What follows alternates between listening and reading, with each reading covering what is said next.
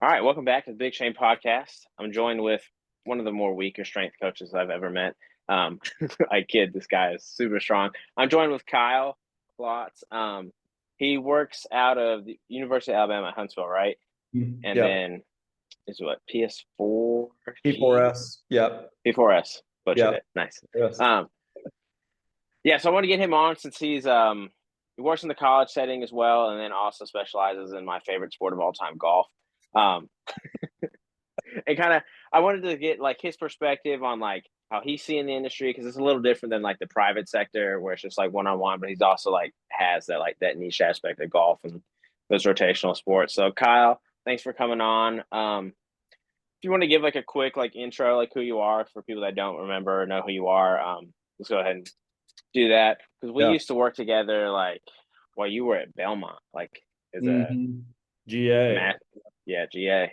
Doing a GA workout there.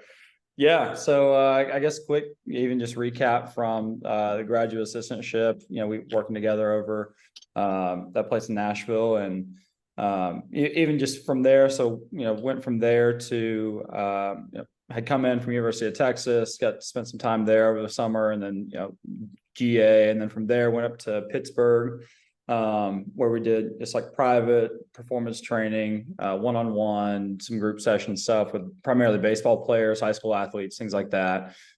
Vision was great. It just wasn't what I didn't love it. It was just one of those things that we also didn't love the city of Pittsburgh. Don't know if there's any Yinzers out there, but Pittsburgh was not the place. It was cold and rainy and gray, but no, it was what it needed to be for that time. Had been recently married to my wife now, Abby, and we've since moved to Huntsville, going on year 3 at UAH, working with a couple different teams there. Mainly on the Olympic side, baseball, men's, women's soccer, women's lacrosse, and then javelin, pole vault, and then a couple sprint groups. So it's a lot, and just I love it. Love that college atmosphere, and then obviously with college strength and conditioning, a lot of times there's opportunity. I will call it opportunity to make some extra money, but also dive into one of my favorite sports and hobbies is golf, and recently got to start a gig where I'm working with a lot of older population. Our typical client is anywhere from 55 to 75 years old and loves to play golf, playing weekly, if not twice a week. So doing that right now. But yeah, down here in Huntsville, Alabama, love it. We love the city itself. It's grown a ton. Reminds me a lot of what Nashville was probably 10, 15 years That's ago. cool. So yeah, it's been great. And you were like a pretty good baseball player too.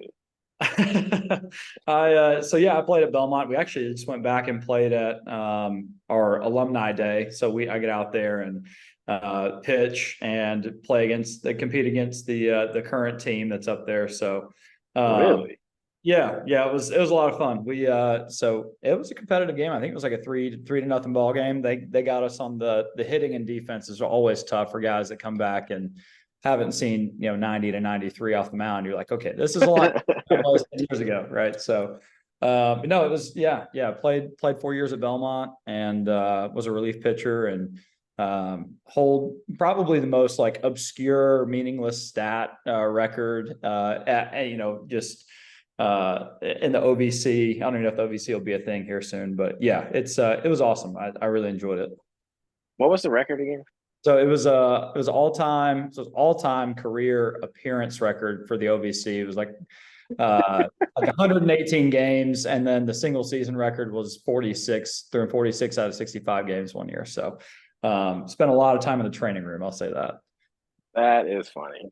So I didn't know that's what the record was. It's yeah, hilarious. yeah. Did you still have it when you were playing against guys? Still able to throw a little heat? Oh yeah. I think so. I went back 2 years ago. I was up to 89. Jeez. And this past year, the year before, the year after, I was like 86, 87. And then this past year was probably, I don't know, 85, 86. It's slowly but surely like creeping its way down. The further removed I get from it. But no, on the pitching side, I've got a little bit. I can get outs. I think the last 7 innings I've thrown, or I don't think I've given up a hit. So knock on Oh, wow. my kitchen table wood here. So but yeah, it's been good. That's sweet. So like, what are you training for like right now currently? Like, Yeah. because I remember when we last left off, you're just strong, strong. Mm. Yeah, so currently it's a bit up in the air. Since I left really Pittsburgh, Pittsburgh was very powerlifting Yeah. approach to a lot of training just because that was the influences I had around me. Since I've gotten to UAH, I've dabbled in some rotational stuff, just really diving into whether it be golf or just anything else, almost trying to like prepare myself for what a golfer would feel if they were to go through one of my programs. So went through that a little bit, picked up pickleball as a hobby. So, just all the geriatric sports, I guess you would say. But no, it's been good. But from there, really, I've been trying to figure out what that next avenue that I want to dive into and just learn about. So, just kind of dabbled in some Olympic stuff and just trying to be as well rounded as I can be, I guess. So, it's been a bit crazy with the move and new job and stuff, but yeah, that's really kind of what it's been. Just a lot of rotational golf stuff. Nice. Cool. I like that. And do you think like you doing that, kind of living the life, like helps like with the clients you're working with, like understanding them better, like to where that helps with your buy-in? Oh yeah, yeah. I think if you've never walked 18 holes and then tried to train the next day, you don't understand the amount of volume that you actually have when you're walking 18 holes. You go on a 6 mile walk, which doesn't sound like a whole lot, but when you get a 65-year-old that's walking 5-6 miles, swinging a club 100 times, and then they go in the next day and they've got some type of movement where they have to either express force or try and do some type of deadlift or what have you. It's Mm-hmm. you get a better understanding of what they're feeling the next day, and because it's so repetitive and because it's so moving one way in the golf swing. I think a lot of people, that's where they get a ton of the low back issues, a ton of the hip issues. I know you had a guy back in Nashville who like tore his IT band off the bones. I mean, you get guys like that Yeah. where just trying to get an understanding of where they're at, but then also be able to use that and say, hey man, like I played yesterday too. Like I'm training. Like, what do you have today? I mean, what are we doing today? Like, are you good enough to go and repeat another effort this week for our third training day in a row? So that it definitely helps get buy-in on that side from clients where it's like, oh well, he's doing it and he's playing and he's doing all this stuff. I think they see that and they're like, it's something I can do. I think just getting them to the point where they feel like they can do it and that their body is capable of withstanding 18 holes of golf and then going and training the next day is something that's kind of lost in some of this older population. But getting them to believe that they can actually go and do that the next day is when I can do that, I feel pretty accomplished as a coach. So Love that. Yeah, the walking is like low key, like in prep, like I drove stuff through steps and like that wrecks you the next day. Like the six, because I think we got to like 10 or 11. Like yeah. it doesn't seem like much, or like when people like come back from like a trip and they're like, yeah, we walked all around the city, and then they come in on that first session back and they're just wrecked. You're like, what'd you do? They're like, oh, we just walked. Like, okay, cool. So Yeah. that's neat. Yeah. That's it's funny. I've had people that are like, yeah, we're going to Italy, so we're just gonna veg out and have pizza and do all this stuff, and they come back like 3 pounds lighter, and it's like, how does this make sense? And it's because they walked literally everywhere that they went, and they racked up 25, 30,000 steps a day, and it's like, yep, that makes sense. That checks out. So 100% like that. How'd you get into P4S? yeah. So was It kind of, go ahead. I was gonna say like kind of like what is it exactly? I know you like Yeah. mentioned it So earlier. it Like, is. So what we do is it's a golf company that started about, I guess, 15 years ago, and it's a guy named Chris Finn who does a ton of just golf research, performance. I think he's PT and CS both. So he does a lot of just golf performance and did a lot of it out of a trailer at one point where he was just driving up to driving ranges and golf courses, and he's going and just essentially getting guys and stretching them out and then showing them just like very low hanging fruit things that they can do. It's a lot of soft tissue work.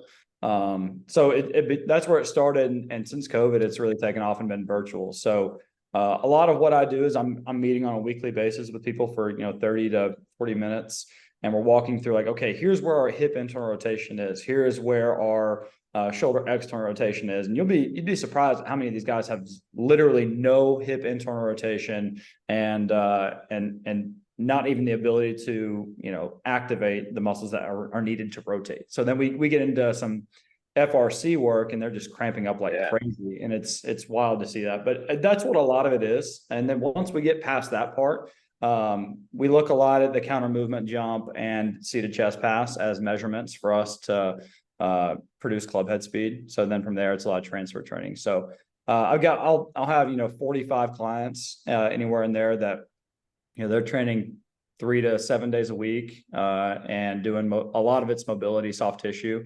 And then if they can stand some type of load, then typically they do some type of strength training too. So I was gonna say, what's the average like frequency for these people?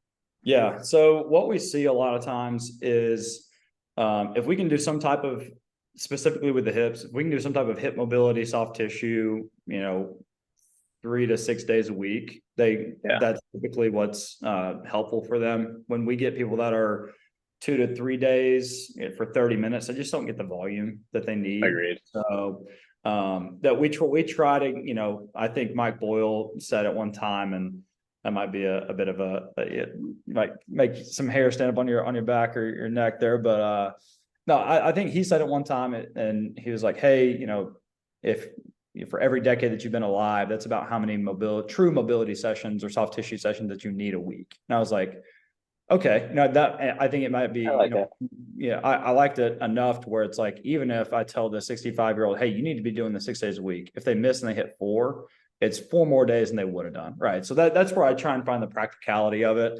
I think it makes sense too, because as we age, obviously we become less pliable, and trying to keep and hold some of that is huge. So that's typically where we're at.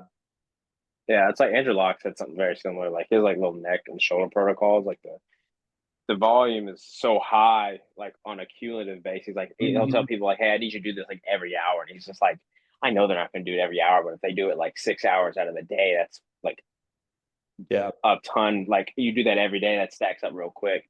So I like that a lot. That's interesting. So, and you said the average age is like what, 45 and up? I would say 40. I've got 30 clients. I'd say my average client age right now is probably around 65, 66. Wow. Yeah. So I have some that are most of our juniors and amateur golfers that are younger than that are typically in-house. So there are some that are in-house that work and train at our location in Raleigh. But most of mine are guys that are heading into retirement, about to play more golf, or guys that are already retired that are playing so much golf and not doing anything, to prep their body for it, that they come in and see us with pain, or they come in and see us with loss of club head speed from the time they were 50 to the time that they're 60. So that's really my target audience for right now, is around that age. So. And so how's that work on the online stuff? Like, do you guys just go and meet, or is like you send like a program and stuff, and like they're checking? Like, I would never really pair that demographic really with liking the online sphere. Yeah, to be honest, it's kind of cool.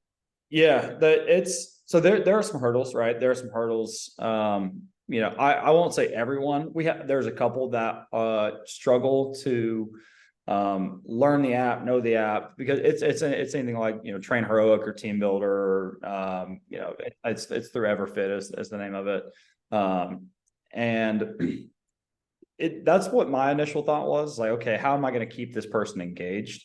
But once they get the ins and outs and the simplicity of the app of just like input, all the way through, and then they just end up finishing the program. So we'll meet weekly for 30 minutes every week. And some of that time is taken with reassessing mobility, seeing where they're at.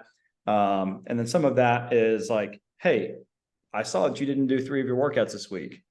And then they're like, no, I did them. And we have to walk back through, okay, did you, do this little thing here to make sure that I can see it? Did you do this little thing? Or like, are you tracking your volume over time. So there is some of that. But I think the name of the game for a lot of these guys is time, because some of them aren't retired and some of them are working like high level corporate jobs where it's like, I Yeah. can't get to the gym and I can't, pay this guy $60 an hour, but I can pay $100 a week. Right. So like that's, I think the draw for a lot of these guys is if they can get something, and then, do that, it just makes more sense for them, I guess.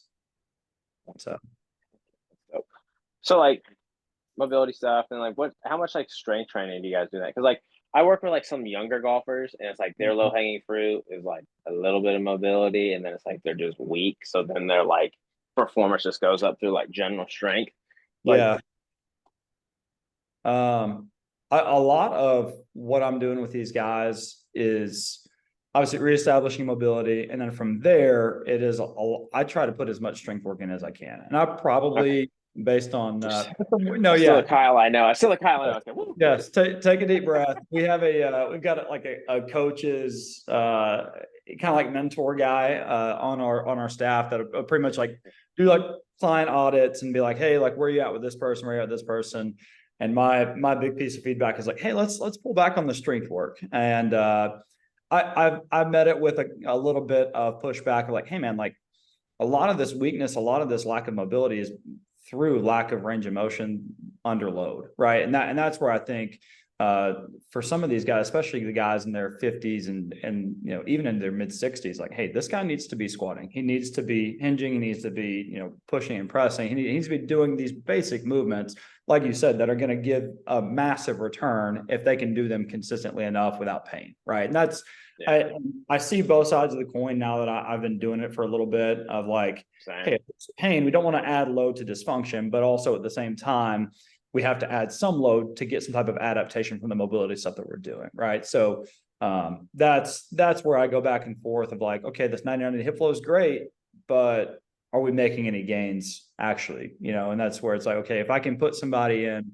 a split stance or gait cycle or and get actual more rotation through load, it's like, okay, well now I'd rather do that than spend another 5 to 10 minutes in a 30-minute program on the pigeon or whatever. And you posted something the other day that I followed along with too. It's just like a lot of that stuff is great, but it's like, what are we doing to make it stick? And that's where I try to I try maybe even to a fault to try and put more strength work in than they can even handle on a week to week basis, just because I know that they're probably not going to do all of it, but if they can do some of it, we're in a good spot. I like that.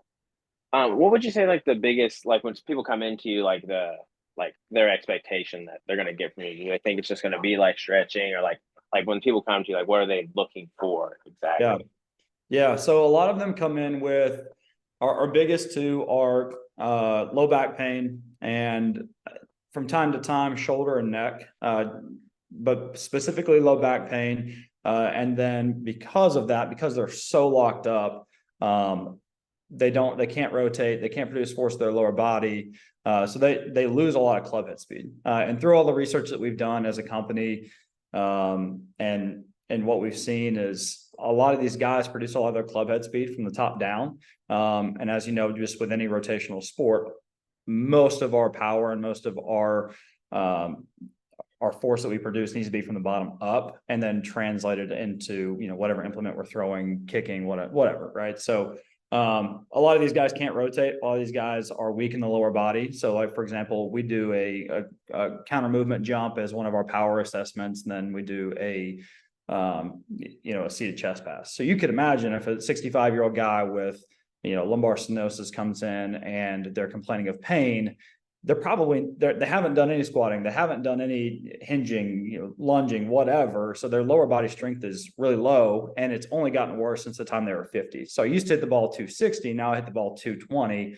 I want to get more club head speed, right? And it's just not as simple as saying, hey, here's a weighted club, go swing it as hard as you can. It'll go so far, but then we start dealing with the low back stuff again. So those two things in tandem are probably the biggest things that we deal with. And then do you meet like any, like, I'm sure you get this like adversity to the strength training? They're like, oh, I'm going to get too stiff type deal. Like, how do you, because I mean, especially that demographic, that's what they know. Like back in the day, that's what their high school coach told them, or their like college, like golf coach, you know what I mean? Like, oh, you don't, you get muscle bound type deal. Yeah. I think some of it, and I've kind of always done this with people that oppose any kind of strength work, I try to take a approach with volume, because for a lot of these guys, if we do anything over 8 reps, it's going to look like absolute trash, right? So, Yeah. a lot of these guys, they come in, I try to give them sets of 5 to 8 reps and just tell them, hey, we're working on functional strength. And that word, just functional strength, Yeah. as buzzwordy as it works. Dude, I know. It's like, hey, like, we're not going to be Colin Shin bodybuilder if we keep the reps under 8. And they're like, oh, that makes perfect sense, right? So it's a little bit of that. It's a little bit of that there. And then from time to time, there are things where, I need to increase the volume because it might be a single joint movement, or just, some type of, wrist or ankle or whatever, where we're doing, anywhere from 15 to 20 reps. I'm looking for some type of fatigue, because I can't do 5 sets of whatever and get the stimulus I want. And right. Just push back then where it's like, I thought you were going to keep the reps under, 10 or 15. And then I have the conversation with them about, just the difference between, multi-joint movements and things like that. So I do get that pushback, but then I also, it's easier in golf now these days too, because of where the game is going. If you look at guys like Rory, you look at guys like Bryson and these other guys that are training really hard, and even just the older guys. You look at Tiger from now versus when he was, 18, 19 years old. It's like, man, that's a man, that's not a little boy out there swinging the club. So I think a lot of them are committed to putting on a little bit of lean mass, which a lot of these guys need lean mass. A lot of these guys are losing lean mass, as it is. So I think there is a little bit of a balance there for sure. I like that. Right. So switching gears. So how is that like, and then going back into the like college strength room, like how, like that is like 2 different ends of the spectrum. Oh man, it is. And I think I can learn a lot from where people are at 65 and where they're at 18, right? So, obviously these 18-year-olds, theirs is almost the opposite. It's like, how can we find the minimum effective dose to keep you on the field, right? So it's almost like, how do I keep you out of the fit wreck? How do I keep you out? And it's not gonna be perfect. I can't keep them all from doing it. But I had a kid, today is like, hey coach, we were doing trap bar deadlift today with the VBT, but yesterday I did it. And it's like, man, I wish you'd have come to me and just said, hey coach, what do we have tomorrow? So we have stuff like that.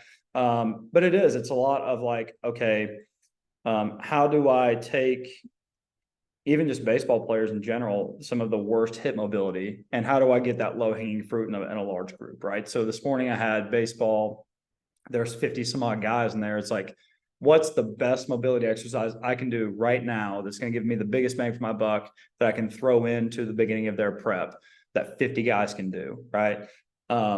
So I find myself struggling with, what that is, and finding, how to do it and how to implement it with 50 guys. So that's probably my biggest restriction. But it's an adjustment. It's walking in and having to change your tone of voice. It's having to change your coaching style from, yeah, man, that sounds great. How's, your stuff doing, versus like, now I got to take it up a notch. I got to be the voice on the floor, and I got to be, moving around and coaching 50 different people. So, but at the same time, I think that's where I get my strength fill, if that makes sense. Like I get in there, and not that we're pushing a ton of numbers, but when it's time to go, it's time to go. And that's where I get pretty fired up for it. So like, how do you, as a college strength coach, because it's easy to tell, like with I would say easier to tell like the golf people, like when their mobility is getting better, you literally have like immediate drive speed getting better. But like with those college athletes, they're already so close to the top. Like, how do you determine like success? Like, is the strength coach in there, and then like through their athlete, if that makes sense? Yeah. I think in the Division II level is interesting, right? Because we've got some kids that are bounce backs from Miami who are really good high school athletes, right? We've got a couple kids that are really good high school athletes and really good athletes, but just not an incredible baseball player. And then we've just got some kids that are like just hardworking dudes that are maybe not even be good enough for Division II, but they're on the team. And I've got to figure out how to maximize the potential of every guy on the team, right? So I think kind of making it as simple as possible and then doing it really, really well, right? So those couple things are trap bar deadlift. I've kind of gotten away from some front squatting and gone to more of a rear foot elevated. The more that I've looked at just the transfer from one leg to the next, and trying to shore up some of the compensations that we've got, I guess. So not taking it entirely out, but definitely moving to that. And I've actually gotten back into like bench pressing. I've gotten back into some barbell bench pressing with them, but a lot of it is figuring out where they're at and then maximizing their potential and figuring out what stimulus can I give them on that day to do that, right? So because if it was a perfect world and I had it my way, I would take the guys that are in this bucket of really, really dang good athletes. I'd do some more quote unquote advanced stuff, VBT. I'd start doing some other stuff where we're doing more advanced plyometrics. If I had it my way, the middle guys would work on a ton of strength, and then these guys would work on, just general body awareness, just low level plyometrics, things like that. So, because it is such a progression, I get these guys that are either transfers, that are JUCO guys that have been haven't touched a trap bar in years, or I get guys that have never done a plyo for the last 2 or 3 years, or I get guys that are because they don't have a strength coach at Helena State or whatever, right? So so that's kind of where I'm at, is trying to figure out what is the best stimulus I can give them to kind of one size fits all, and then from there look at a ton of video from either practice or games or stuff like that with our pitchers specifically, and then see where the gaps are. So kind of a long-winded answer to it depends, but okay, makes sense. One thing about with your throwers and stuff, like with pressing stuff, do you obviously do you pay attention to what movements you're doing in terms of like the way the scapula is moving and whatnot? I've wanted to ask this question to someone that actually does this, but would it be just I would imagine you don't just lock into just all pin back scapular stuff. You have some landmine or cable presses where you just let it flow through. How do you balance that in such a short window? Because you have 45 minutes with these guys, I'm assuming. Just about. After a dynamic warm up, it's about 45 minutes. And I think this is kind of where I try to manage the volume of locking the scaps in and going, right. So anytime we're pulling, anytime we're doing a chin up, anytime we're doing I love the 3-point row. I love anything, cable rows, split stance cable rows. Every pulling movement we're doing, we're reaching at the top, and that's on a tempo. It's got some type of eccentric or isometric quality to it to make sure that they're getting some scapular protraction and upward rotation, and making sure that their scaps are moving well. That's something that a lot of guys don't understand, and they don't get it. They've just been let me just knock out this 3-point or whatever, or even just they'll pin it. Even I see it on landmines. They'll pin their scap and then they'll just press with a tricep, right? I see that a ton. So my progression is generally from the ground up. We'll do a half kneeling movement, then we'll go to a bilateral movement, and then we'll go to a split stance, and then from there start doing some jerks, some split jerks, things like that. But yeah, I try to put that in early. That way they know what it feels like. That way I can take the middle of our off-season program, give them a barbell bench press. Let's get as strong as we possibly can in chest and triceps, 2 main accelerators of the arm. Let's get really, really strong. And then from there, I'm going to take that volume back, and then let's do more single arm dumbbell bench pressing. Let's do some type of anti-rotational pressing where we're getting that protraction. We're getting that scapula moving under control. And then from there, just kind of give and take of the program in terms of volume. So in season, I won't do quite as much with the pin scaps and bench presses. I will do some speed work that way and have some accommodating resistance stuff, but it's very, very low volume, very high intensity work where they're 2 to 3 sets of 2 to 3 reps, and they're just moving as fast as they can, right? Just priming the central nervous system like a Thursday if they play a weekend series. So The more and more that I watch baseball take that turn, they're going from, let's not do any overhead pressing, let's not do any stable scap, or like they're getting back to it. And I think the main reason is because velo is velo, right? So like in the main two, like I said earlier, just the main two accelerators of the arm are going to be the chest, they're going to be the tricep. So if we can get a higher stimulus out of a barbell bench press as opposed to a dumbbell, let's do it, right? And a good example of that is we've got 2 kids on our team. Actually, we probably got 6 or 7 where like if I give a heavy set of dumbbell bench, we don't have dumbbells heavy enough, and that's a good problem to have. Yeah, but we'll have to do something with them. So, yeah. Sweet. Yeah, that makes a lot of sense. So, like, where are you at with your journey as like a strength conditioning coach, like in the college setting? Because I know that it's a long road. Yeah. And like, I wanted to like finish off, like, kind of seeing like what's like the next step. Like, are you gonna try and like continue down this was it like it's like 10, 15 years till you like really potentially lock in that gig? Like, is that where you're headed? Like, how's your journey along that route been? Yeah. Because I know like Jack, for example, he didn't even last a year. He's like, I'm out, bro. He's like, I can't do it. Yeah, like, it's a long, hard road. I think there's a couple of different ways you can do it, right? You can chase that dream of being that Power 5 guy or being that director, right? And I think that's the ultimate goal of anybody that's the highest level of autonomy, right? Is to be in a directing role where you oversee the department.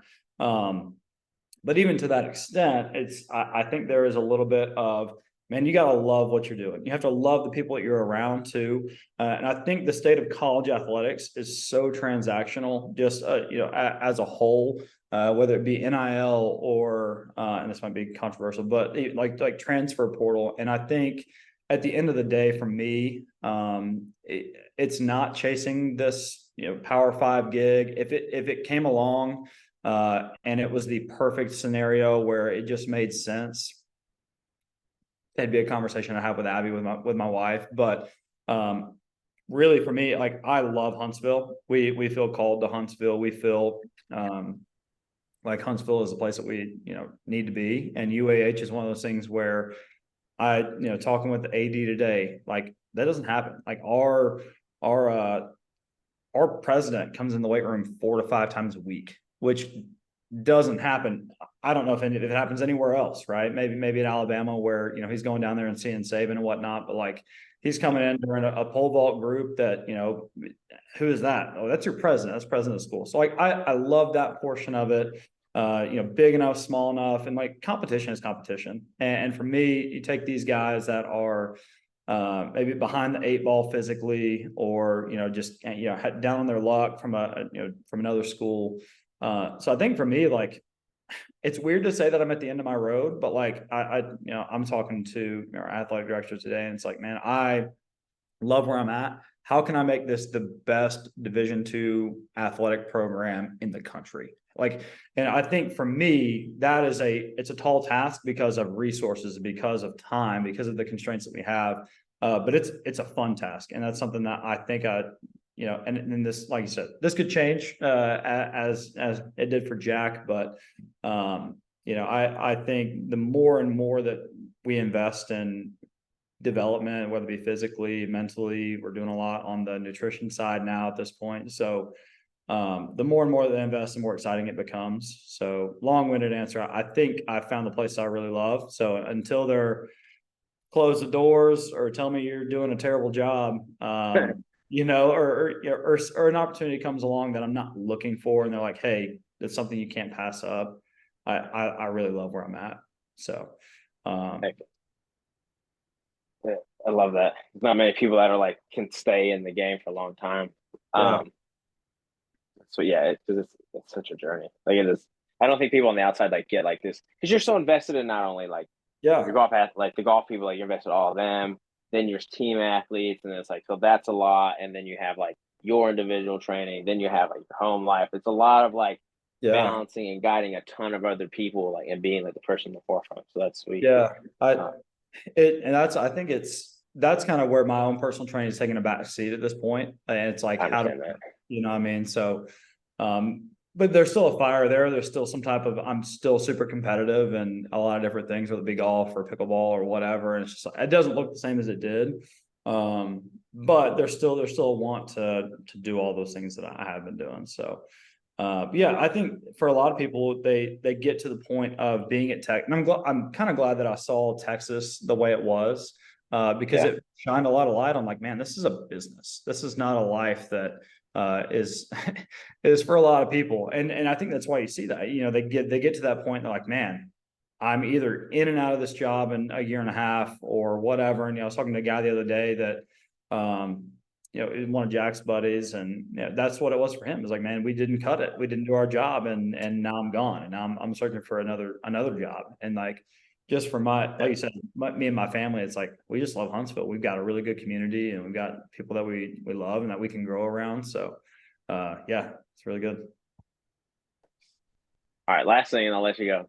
What's the one like? What's something you like your early like training career to now you've changed your mind completely on or whatnot, where you're like, I was way wrong. Like for me, I used to think stretching had like no place whatsoever, Yeah. and then I was like, I kind of got into the prescript stuff, and I was like, oh, this makes a lot of sense. Like there's like a temporary use, like we can use it to get into some like positions and then load it. So I was Yeah. like, I was wrong on that, and I flip flopped on it. And then I went the other side of it, and I was like, never mind. We just need mobility through strength training. And I was like, then I came back into the middle, and I was like, okay, it just really depends. Like breathing work, all that stuff, like Yeah. all that ties into. I was like, okay, I definitely told someone the wrong thing like 3 years ago. Yeah. Right. Man, that's a good question. I think my one of my big convictions, probably about it's probably about 2 years ago, was if I had an overhead athlete, we weren't touching anything. We weren't touching barbell. I was almost scared to some extent of like landmines. Like, I'm gonna mess this person up. I'm gonna do this and that, man. And what I realized, I think, is this person is going to get some type of upper body injury, not from a set of bench press. They're going to do it from throwing a ball 1,000 times, right? So it's like, if I can make them stronger in that way by giving them a barbell and giving them the strength to do that and do it safely, there's no point not doing it. You know what I mean? I think even just, I was a bit hard headed even at Texas. I asked that guy, he was a baseball guy, went to App State, and, you know, great strength coach there. And I was at VCU, and I was like, hey, would you ever have somebody like overhead press? And he's like, well, they throw overhead, don't they? I was like, yeah, but I don't want to do it. You know, it's like, so, you know, I think some of that stuff I've definitely looked back on. I'm like, man, did I limit people to what I thought their Right. constraints were, right? Did I say, okay, Mm-hmm. you're too fragile to barbell bench press? And I think I did that some. I think there were some guys, because and what I look back now too, and I see with some of the teams I've been around, is like some of our strongest guys, some of our most healthy guys, some of our just in the upper body, we're going and hitting barbell bench press 2 or 3 times a week anyway. You know what I mean? So Yeah. as much as I didn't want to do it with me, they were already doing it outside of there. So now it's like, I might as well just throw it into the program. That way I can at least get eyes on them and see if I need to change. That's so funny. So I've definitely taken, you know, that thought has taken a back seat. And I think that's even from, you know, a couple of years ago to now, which has not been a terribly long time, but I think I just got more of an open mind to stuff. And there are areas where I'm just like deadlocked in that I'm going to have an open mind about in 2 or 3 years. I think one of the best things for me in that respect was getting off of social media for a while, right? And then just like trying it out myself, right? And I think that was some of it too, is like, okay, I've got all these thoughts that other people have. What do I really think about it? Or am I just following a camp, you know, a thought camp Yeah. that is just diving into this rabbit hole that ends up back in the same place, where it's like, well, it just depends. There are different other factors at work here. So, yeah, that's a great question. That. Well, sweet, dude. Thanks for coming on. Yeah, Appreciate it. man. It was good to connect you. We'll have to. We're not far apart, so We're we'll have not. to reconnect sometime. Maybe hit some golf, hit some balls, Hit some golf balls. That's right. hit some golf balls. Fun. If I go down this CrossFit route, who knows? Like golf's probably around the corner next, so Yeah. Did you say CrossFit? we'll see. We'll see. I suck at the ollies, dude. It's terrible. It's so freaking Oh, hard. Man, what's so wild is the other day just talking about my own training stuff. We'll get off here soon, but no. So I was searching like just local gyms around like our area that we have to drive back in to work out after my day, and the closest one's a CrossFit gym, and I was like, man, I might run over there and do that. I might dabble in some of that stuff. But that again, that's stuff where it's like, That's where I want to like, yeah, see I learn what's off, see what's wrong. yeah, versus like 2 years ago, it'd been like stupid CrossFit. I'm not doing that. And it's Right. like, actually, there's some great conditioning things you can take from them. It's like, fair enough. All right, 100%. sounds good. But that's awesome. Good deal. All right, brother. Real quick, if anyone is interested in working with you on the golf side of things and whatnot, like how do they find you? Yeah. So right now, I've got some stuff out on Train Heroic. So Train Heroic Marketplace. That's where I sell programs, and then I also do like just individual stuff. And then obviously through P4S, if you want something a little more structured with a company, and that would be Par for Success is the name of the company, and you just go on there. There's an assessment that they can do and run through that. But yeah, that's on Instagram. It's Klotz-02. Not super active in posting, but check it every now and then for messages and whatnot. But yeah. Sweet. And I'll link that below. All right, brother. I won't hold Sounds you up. good. Thanks for coming on. All right, bro. All right, dude. Good to see See you. ya.